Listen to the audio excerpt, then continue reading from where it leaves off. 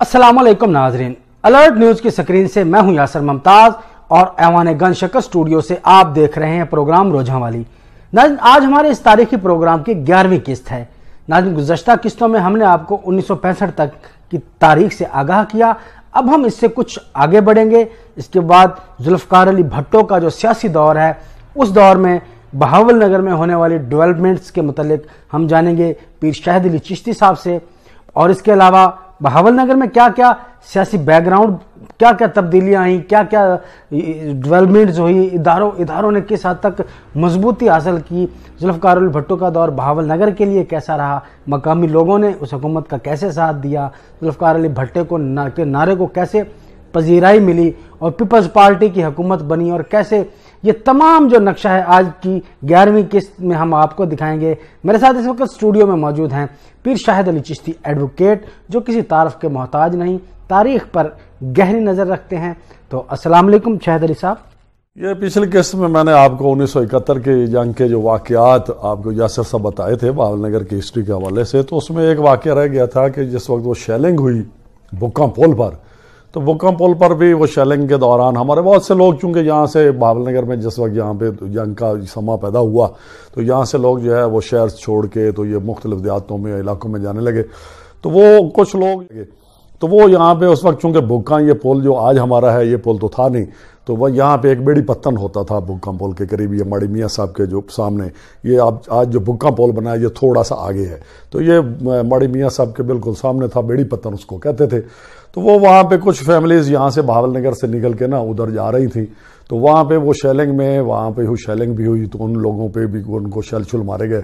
तो उनमें से एक बंदा जो वहाँ पे मर गया, तो वो वाहिद वो फैमिली वहाँ से, फिर उन्होंने कहा जो हम जिस काम के लिए हम बहावल नगर से निकले थे वो तो वो हो गया, वो बंदा फिर मर गया, तो उन्होंने वो भी फैमिली वापस आ गई। तो फिर ये है कि ये एक वाक़या जो एक जहन में मेरा था कि वो एक कैजुअलिटी वहाँ पर भी हुई थी, ये 71 के हवाले से। एक मैंने पहले बताया शहर में कि ये जो हमारा ये सतलुज रोड को जाता है, ये हमारा GPO के सामने यहाँ पर भी एक मोहम्मद अली साहब, उनको शल लगा था।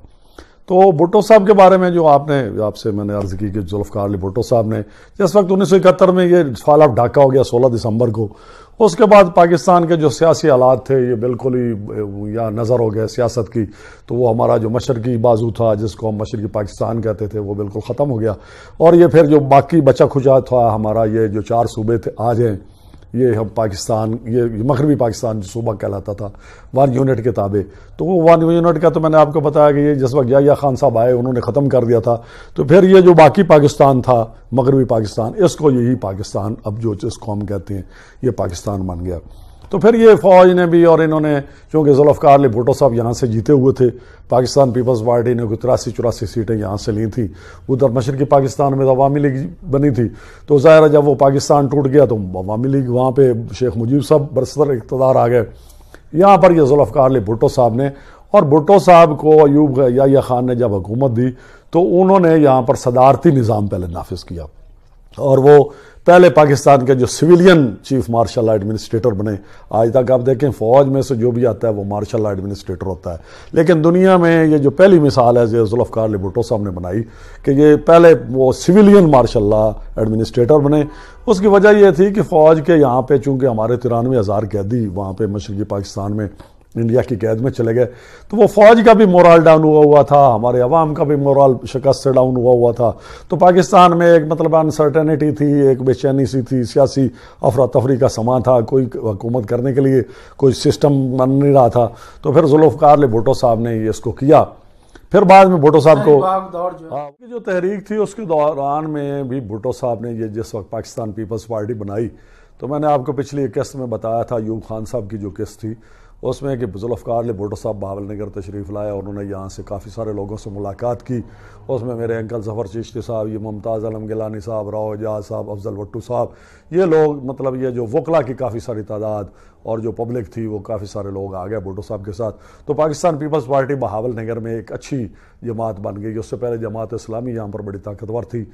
तो पाकिस्तान बहावल नगर ज़िले में जो दूसरी यहाँ पे सियासी तंजीम कह लें या सियासी जमात कह लें, वो पाकिस्तान पीपल्स पार्टी बनी। तो पीपल्स पार्टी ने यहाँ पर जो जुल्फ़कार अली भुट्टो साहब ने का जो पहला टेन्योर था یا 73 تک تقریباً، تو اس میں وہ صدر پاکستان رہے۔ اس کے بعد انہوں نے یہ صدارتی نظام سے انہوں نے یہ بہتر جانا کہ میں یہ ایک نیا سسٹم لاؤں، تو انہوں نے ذوالفقار علی بھٹو صاحب نے وہ سویلین مارشل لا والا بھی کام ختم کر دیا، اور اس کے ساتھ جو صدر پاکستان کا تھا وہ بھی ختم کر کے ذوالفقار علی بھٹو صاحب وزیر اعظم پاکستان بنے، اور انہوں نے یہ پارلیمنٹری سسٹم لائے۔ تو پارلیمانی سسٹم میں ایک تو نقصان یہ ہوا کہ یہاں پہ جو ہمارا بہاول نگر کا بلدیات کا جو سسٹم تھا وہ سن 70 کے بعد ویسے ہی کمزور ہو گیا تھا، تو وہ انہوں نے یہاں پہ یہ کبھی بلدیہ توڑ دیتے تھے۔ تو یہ ہماری جب بھی یہاں پہ پاکستان میں پارلیمانی گورنمنٹ آئی ہے، جمہوریت آئی ہے، پارلیمانی ہماری جو وزیر اعظم کا جو سسٹم ہے یا وزیر اعلیٰ کا سسٹم ہے، تو اس میں ان کی حکومت کی کوشش یہ ہوتی ہے کہ ہم اپنے MPAs MNAs کو طاقتور کریں، وہ ان کے ذریعے حکومت کرتے ہیں ضلعوں پر، اپنے یہ صوبوں میں بھی اور وفاق میں بھی اور مرکز میں بھی یہ سارا کرتے ہیں۔ تو وہ ان کی یہ کوشش ہوتی ہے کہ یہ جو بلدیات کا سسٹم ہے اس کو کمزور کریں یا ختم کریں۔ تو وہی ہوا بھٹو صاحب کے دور میں، یہاں پہ ہمارا بلدیات کا سسٹم جو ہے وہ یہ سرکاری افسران کے تابع چلا گیا۔ لیکن ایک خوش آئند بات یہ ہوئی کہ بھٹو صاحب کا دور، چونکہ بھٹو صاحب نے یہاں پہ ایک بڑی الارمنگ، وہ بڑی شخصیت تھی، بڑی کرشماتی شخصیت تھی، بھٹو صاحب بڑے ذہین آدمی تھے، تو بھٹو صاحب نے یہاں پر عوامی جو سیاست کو اس میں لائے۔ پہلی مرتبہ یہاں پہ لوگوں کو ایک آواز ملی، عام جو غریب طبقہ تھا، جو محنت کش طبقہ تھا، جنہوں نے بھٹو صاحب پر اعتماد کیا، تو بھٹو صاحب نے ان کی فیور کے حوالے سے بڑے کام کیے۔ بہاول نگر میں آپ یہ دیکھیں کہ گو یہاں پہ بلدیات کا اتنا سسٹم طاقتور نہیں تھا، لیکن اس کے باوجود جو بہاول نگر کا آخری آپ یہ دیکھیں کہ جو سیوک سسٹم ہے ہمارا، جو سول سوسائٹی کا یا شہری نظام ہے، تو وہ بھٹو صاحب کے دور میں ہی 1974 میں بنا ہے، اور وہ 1976 تک یہاں پہ وہ ساری اس کی انہوں نے بنائی۔ اسی کے تحت یہ بہاری کالونی بنی، بہاری کالونی جس کو آج ہم ماڈل ٹاؤن کہتے ہیں، جو بہاول نگر کے ساؤتھ میں ہارون آباد روڈ پر ہے۔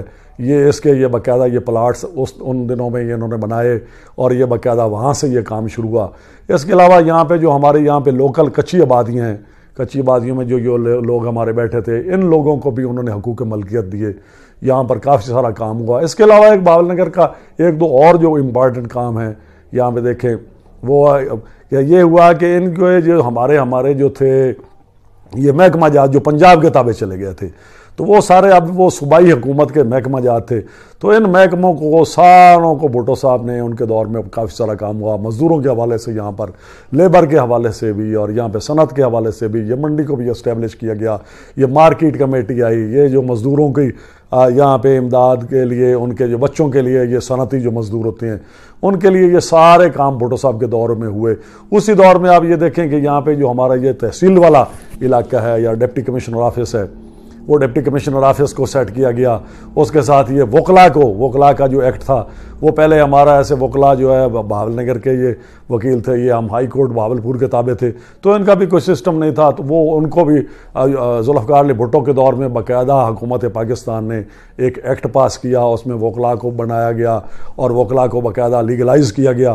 یہاں پہ یہ ہمارے جو آج آپ بار روم دیکھتے ہیں، یہ ان کی جو ساروں چیزوں کی بنیاد ہے وہ بھٹو صاحب کے دور میں ہوئی۔ بھٹو صاحب کے حوالے سے یہاں پہ مطلب انہوں نے بڑا یہاں پہ ہمارے شہری کام ہوا۔ ہمارے اس دور میں یہ جو ڈپٹی کمشنر آفیسر صاحبان تھے، یہ جو ہماری آج بیوروکریسی لوکل کہلاتی ہے، تو یہ بڑی ڈرتی تھی۔ بھٹو صاحب کے جو لوگ تھے، پارٹی کے لوگ تھے، جو پاکستان پیپلز پارٹی کے ایم پی ایز، اور ہماری جو شہری ہماری ان کی جو تنظیم تھی، جو ضلعی اور صوبائی ان کی تنظیم تھی، یہ بڑی طاقتور تھی۔ تو یہ ان کو جیالے کہتے تھے پیپلز پارٹی کے جو کارکنان ہیں، یہ افسران ہمارے ان سے بڑے خوف کھاتے تھے۔ یہ جس وقت کسی دفتر میں جاتے تھے تو وہ افسروں پہ گھبراہٹ طاری ہو جاتی تھی کہ یار یہ وہ ان کو کہتے تھے سر عام کہ ہم جناب عوامی جماعت ہیں، ہم عوامی لوگ ہیں۔ بھٹو صاحب نے ایک شعور دیا لوگوں کو، لیکن اس کے کچھ تھوڑے بہت نقصانات بھی ہوئے۔ نقصانات یہ ہوئے کہ یہاں پہ بھٹو صاحب نے چونکہ جاگیرداروں کے خلاف آواز بلند کی تھی، تو یہاں پہ جو مظاہرین لوگ تھے انہوں نے اپنے ذمہ داروں کے خلاف یہاں پر کافی سارا وہ کیا۔ اس میں میاں عبدالخالق صاحب ایڈوکیٹ تھے، انہوں نے یہ سید رفیق شاہ صاحب کے خلاف یہاں پہ کافی سارے لوگوں کو، یہ ٹوپا قلندر شاہ کے ایم این اے بھی تھے، تو ان کو کافی سارے لوگوں کو انہوں نے اکٹھا کیا اور ان کے خلاف مہم چلائی۔ اسی طرح احمد پور چشتی میں پیر گلاب علی چشتی صاحب کے مظاہرین تھے، ان لوگوں نے ان کی کچھ زمینوں پر قبضہ کر لیا۔ اسی طرح کے کچھ واقعات چشتیاں اور یہ ہارون آباد کے علاقے میں بھی ہوئے، منشن آباد میں بھی کچھ ذمہ داروں کے علاقے، لیکن کوئی زیادہ اس میں نہیں ہوا، لیکن کہیں کوئی اکا دکا یہاں پہ ہوا۔ لیکن یہ ہے کہ پبلکلی بھٹو صاحب نے کچھ چھوٹے موٹے بڑے جو کام تھے، دیہاتوں میں بھی دیکھیں یہ جو یونین کونسلوں کو ان کو جو تھوڑی بہت امداد دی گئی، بلکہ وہ اپنی پارٹی کے حوالے سے انہوں نے دی. وہاں پہ دیہاتوں میں یہ جو کمیونٹی سسٹم تھا وہ اس کو انٹروڈیوس کرایا گیا. دیہاتوں میں نلکے, جہاں پہ چوک ہوتا تھا وہاں پہ نلکے لگے. وہاں پہ جو غریب لوگ تھے ان کی انہوں نے یہاں پہ اپنی پیپلز پارٹی کے حوالے سے تنظیمیں بنائیں اور ان کو کافی سارے اختیارات دیے. اور ذمہ داروں کا جو ایک ڈیکرم تھا, ایک بہت بڑا روب اور بڑا اثر تھا, اور وہ تھانہ کچہری کے ذریعے ان کو کنٹرول کرتے تھے, وہ ختم ہوا. لیکن اس کے علاوہ جو اس میں بھٹو صاحب کے ایک دور میں ایک دو اور باتیں بھی ہوئی. وہ یہ ہوا کہ یہاں شہر میں ہمارے بہاول نگر میں یہ قادیانیوں کے خلاف ایک تحریک چلی. تو اس قادیانی تحریک وہ پورے ملک میں پاکستان میں کام ہوا اس پہ. بھٹو صاحب کے دور میں ان کو باقاعدہ اسمبلی میں اپوزیشن سے مل کے بھٹو صاحب نے ان کو غیر مسلم قرار دلوایا. تو یہاں پہ بہاول نگر میں بھی ہمارے کچھ قادیانی حضرات تھے, ان کے ایک دو سٹور تھے یہ تحصیل بازار میں. تو وہ ان پہ ہمارے جو یہاں پہ یہ کالجز کے اسٹوڈنٹس تھے انہوں نے یہاں پہ ان پہ ہلہ بولا اور وہ وہاں پہ ان کو لوٹ مار کی ان پہ, اور وہاں پہ پولیس سے ان کی جھڑپیں ہوئی. تو اس حوالے سے یہ بھی ایک ہے. اس کے علاوہ 1977 میں جس وقت وہ بھٹو صاحب کی حکومت چلی تو دوبارہ وہ نیکسٹ الیکشن ہوئے. تو اس الیکشن میں یہاں سے MNA کے طور پہ, جیسے میں نے آپ کو پچھلی اس میں بتایا تھا کہ سید رفیق شاہ صاحب کامیاب ہوئے تھے قیوم لیگ میں, تو وہ پھر بعد میں پاکستان پیپلز پارٹی میں چلے گئے. تو یہاں پہ راجہ امتیاز صاحب اور بھٹو صاحب ہوئے. تو ان کے مقابلے میں جو قومی اتحاد یہاں پہ تھا انہوں نے اپنے یہاں پہ جو تھے وہ اپنے کھڑے کیے. تو وہ ان کو یہاں اس میں یہ شور شرابہ ہوا کہ قومی اتحاد نے الزام لگایا کہ یہ ہمارے جناب 1977 کا جو الیکشن ہے اس میں جغلو پھیرا گیا ہے, اس میں یہ دھاندلی ہوئی. اور پہلی مرتبہ پورا ملک گیر سطح پر یہاں پر بڑا ایکشن ہوا. بہاول نگر بھی اس حوالے سے محفوظ نہیں رہ سکا. بہاول نگر میں بھی یہاں باقاعدہ قومی اتحاد کی جو جماعتیں 9 تھیں اس میں جماعت اسلامی, JUI, JUP اور یہ تحریک استقلال اور یہ دوسرے جو قیوم لیگ وغیرہ تھی, یہ ساری یہاں پہ اکٹھی ہوتی تھیں. باقاعدہ یہاں پہ یہ مظاہرے کا پلان کرتے تھے. یہ جماعت اسلامی کے دفتر سے جلوس نکالتے تھے وہ سید امیر الدین کی قیادت میں, اور یہ دوسرے میاں عبد الخالق صاحب اور یہ جمشید علی انجم ایڈوکیٹ جو ان کی. تو یہ یہاں سے اردو روڈ سے گزرتے ہوئے یہ ڈھابا بازار میں آتے تھے اور پھر یہ چوک سے ہو کے تحصیل بازار تک جا کے یہ بلدیہ کا جو آفس ہے جہاں پہ ان کے سامنے MNA رفیق شاہ صاحب کی کوٹھی تھی, تو وہاں پہ جا کے یہ باقاعدہ اپنا وہاں پہ جلسہ منعقد کرتے. اس میں پاکستان پیپلز پارٹی کے خلاف ظاہر ہے یہاں پہ جو مقامی MP MNA تھے, امتیاز جو صاحب تھے وہ امتیاز علی جو تھے یہاں پہ ان کی راجہ امتیاز صاحب ان کی اتفاق سے کوٹھی جماعت اسلامی کے دفتر کے ساتھ تھی, اور MNA کا جو رفیق شاہ صاحب تھے ان کی کوٹھی بلدیہ کے سامنے تھی. تو وہ ایک یہاں پہ بڑا ہنگامہ خیزی شروع ہو گئی, تماشا بن جاتا تھا کہ وہ MPA کے گھر کے قریب سے یہ ایک جلوس نکلتا تھا, وہ شہر کا راؤنڈ لگا کے وہ جناب رفیق شاہ صاحب کی کوٹھی کے بالکل سامنے بلدیہ کے چوک میں آ کے وہ جناب وہ وہاں پہ اختتام پذیر ہوتا تھا. تو ایسے ہی ایک دن یہاں پہ جس وقت وہ جلوس نکل رہا تھا تو وہ اس جلوس پہ رفیق شاہ صاحب کی کوٹھی کے اندر سے فائرنگ ہوئی. تو اس میں ایک راؤ جمشید علی انجم صاحب جو مسلم لیگ کے ہمارے تھے ایڈوکیٹ ہیں, ان کے بیٹے جو سلمان تھے ان کو وہ گولی لگی اور وہ موقع پر مارے گئے. اور بہاول نگر میں ایک دن کا یہاں پہ مارشل لا لگا. اس کی خبر جو اس وقت BBC جو ہمارا لندن ہے ریڈیو اردو سروس ہے وہ اس کی یہاں پہ بڑی یہاں پذیرائی ہوتی تھی. لوگ شام سے اپنے ریڈیو سنبھال کے بیٹھ جاتے تھے کہ جی BBC کی خبریں سنیں گے. تو اس نے بھی یہ خبر نشر کی اور BBC کے جو نمائندے تھے وہ کہتے ہیں کہ مارکیٹ ایلی یہاں پر آئے اور انہوں نے اس کو کیا. اور اس جلسے بہاول نگر میں وہ صرف ایک دن کا مارشل لا لگا. بہاول نگر میں عورتیں بھی یہاں پر اس تحریک میں جلوس نکالتی رہی ہیں, اور یہاں پہ جماعت اسلامی کے دفتر سے ہی یہ ساری باقی جماعتیں تھیں ان کی خواتین اکٹھی ہوتی تھیں. تو یہاں پہ یہ سارا وہ جلوس نکال کے ادھر آتے تھے. پھر یہ 5 جولائی کو یہ سارے جو تحریک ہے 2-3 مہینے یہ نظام مصطفیٰ تحریک چلی. اس میں یہ JUI کے جو ہیں یہ معین صاحب ان کے جو والد صاحب تھے انہوں نے خاصا کردار ادا کیا. میاں عبد الخالق صاحب ایڈوکیٹ ہیں, یہ راؤ جمشید علی انجم صاحب, اس کے علاوہ جو کافی سارے اور ہمارے جو بڑے یہاں پہ سرکردہ لوگ تھے انہوں نے, اس میں تاجر برادری کے کچھ لوگ بھی تھے, کچھ اس میں یہ ہمارے جو یہ خان صاحبان ہیں یہ پھوگا والی والے اور یہ بدھا والی والے اور یہ اپنے ان کے بھی کافی سارے یہ بھی جماعت اسلامی سے متعلقہ تھے. تو ان لوگوں نے بھی کافی اس میں کردار ادا کیا.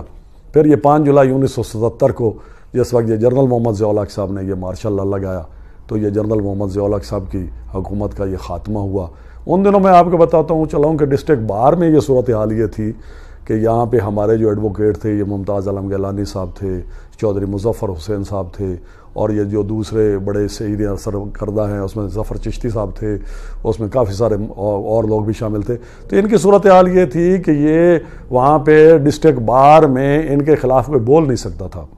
ڈسٹرکٹ بار میں ان کا اتنا پیپلز پارٹی کا اس پر پریشر تھا وکلا کا کہ ان کے سامنے جج جو تھے ڈپٹی کمشنر حضرات وہ بھی نہیں بول سکتے تھے. تو ایک ڈپٹی کمشنر صاحب کو یہ 4-5 افراد جس وقت یہ پیپلز پارٹی گورنمنٹ تھی یہ ان کو ملنے جاتے تھے.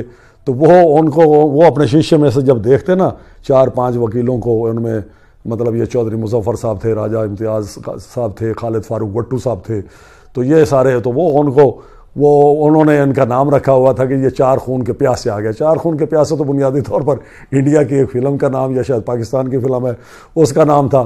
تو وہ ان سے ڈپٹی کمشنر اتنا خوف زدہ ہوتا تھا پیپلز پارٹی کے ان جیالوں سے، ان کا یہ جا کے اپنے جوتے کی نوک سے ٹھوکر سے وہ اس دروازے کو کھولتے تھے.